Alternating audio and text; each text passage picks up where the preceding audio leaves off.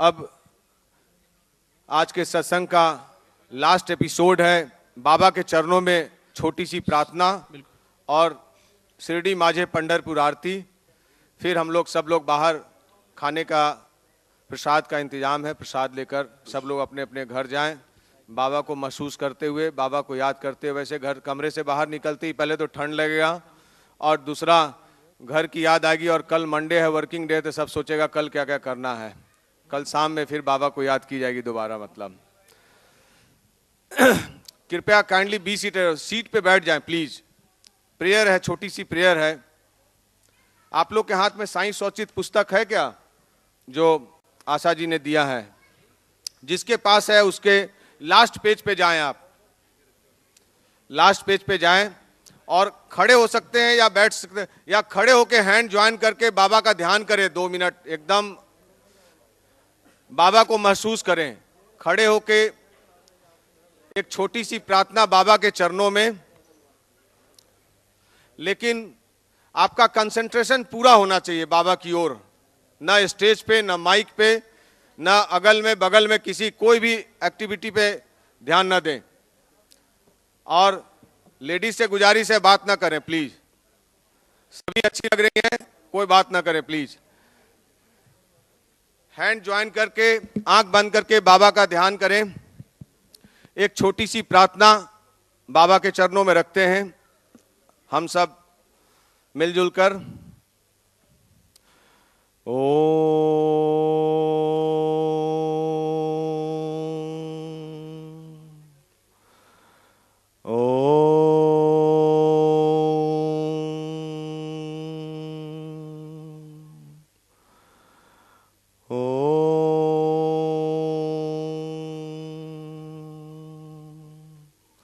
हे साईं सद्गुरु, भक्तों के कल्पत्रु, हमारी आपसे विनम्र प्रार्थना है कि आपके अभय चरणों के हमें कभी विस्मृति ना हो।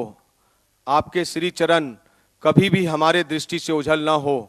हम इस जन्म मृत्यु के चक्र से इस संसार में अधिक दुखी हैं। अब दया कर इस चक्र से हमारा शीघ्र उद्धार कर दो। हमारी इंद्रियां जो विषय पदार्थों को आकर्षित हो रही है, उनकी बाह्य प्रवृत्ति से रक्षा कर उन्हें अंतर्मुखी बनाकर हमें आत्मदर्शन के योग बना दो। जब तक हमारी इंद्रियों की बहिर्मुखी प्रवृत्ति और चंचल मन पर अंकुश नहीं है, तब तक हमें आत्म साक्षात्कार की कोई आशा नहीं है।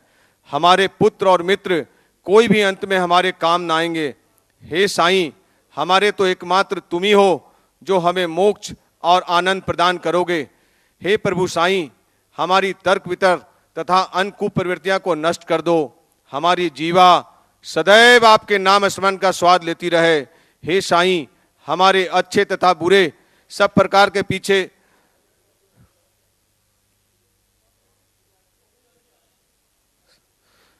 हमारे अच्छे तथा बुरे सब प्रकार के विचारों को नष्ट कर दो। प्रभु, कुछ ऐसा कर दो कि जिससे हमें अपने शरीर और घर में आसक्ति न रहे। हमारा अहंकार सदा निर्मूल हो जाए और हमें एकमात्र आपके ही नाम की स्मृति बनी रहे तथा शेष सब का विस्मरण हो जाए। हमारे मन की अशांति को दूर कर उसे स्थिर और शांत करो। हे साईं, अगर आप हमारे हाथ अपने हाथ में ले लोगे तो अज्ञान रूपी रात्रि का आवरण शीघ्र दूर हो जाएगा और हम आपके ज्ञान प्रकाश में सुखपूर्वक विचरण करने लेंगे।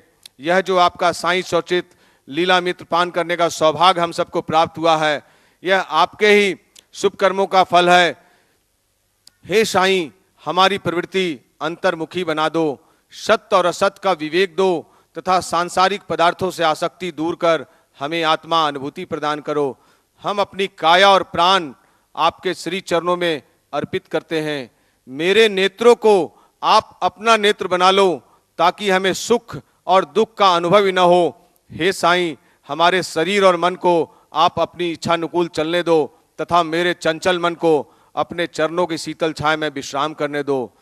मैं श्री सच्चिदानंद साईनाथ भगवान को साष्टांग प्रणाम कर उनके श्री चरण पकड़ सभी भक्तों के कल्याणार्थ उनसे प्रार्थना करते हैं कि हे साईं, हमारे मन की चंचलता एवं वासनाओं को दूर करो।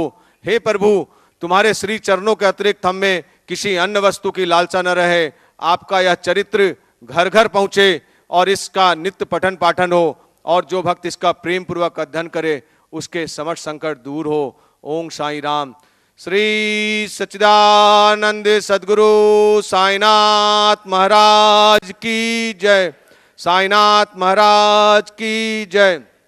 पंडित जी आरती का थाली ले लें, छोटी आरती करेंगे, फिर हम लोग बाबा का भजन कीर्तन, जुगलबंदी, बाबा का स्वरूप जो आज यहाँ आपने देखा है 4 घंटे में तैयार हुआ है।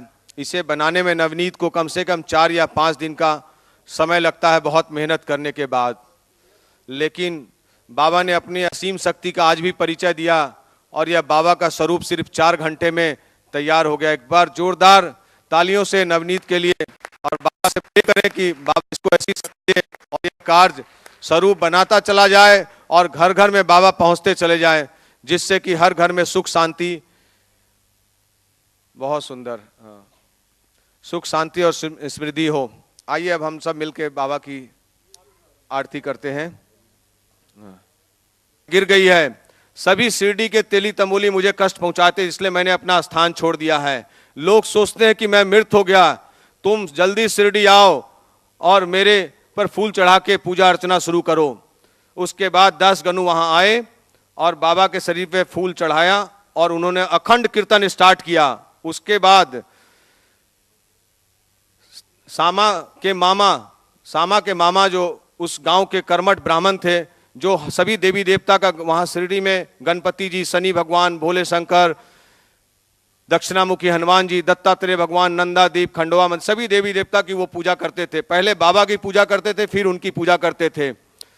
उसके बाद वो आए और बगैर किसी का चिंता किए बाबा के ऊपर से कफन हटाया और देखा कि बाबा तो जड़वत, हिमांशु उनको मतलब जड़ बना दिया बाबा के स्वरूप को देख के। फिर उन्होंने किसी की चिंता किए बगैर बाबा की आरती स्टार्ट की। जब बाबा का शरीर उस समय 36 घंटा तक रहा, 36 घंटे के बाद पुलिस आई, कलेक्टर वगैरह आए, कंबाइन, उसके बाद मत हुआ। उसके बाद बाबा का शरीर फिर धूमधाम से समाधि मंदिर में लाया गया, और जहां बाबा का शरीर विश्राम कर रहा है और जहां आप लोग सब जाकर उनका समाधि का दर्शन करते हैं और अपने दामन भरते हैं। तो ये सब आप लोग जानने के लिए आप लोग बाबा का साईं सोचित पढ़ें। मैं कहीं बाहर से बातें नहीं कर रहा हूं, बहुत अहम और गुड़ बातें हैं। वो जानेंगे तो आपको 100 साल पहले चले जाएंगे और बाबा की अनुभूति हर दिन होते रहेगी, हर पल होती रहेगी। चलिए इसके साथ हम लोग आज का सत्संग खत्म करते हैं।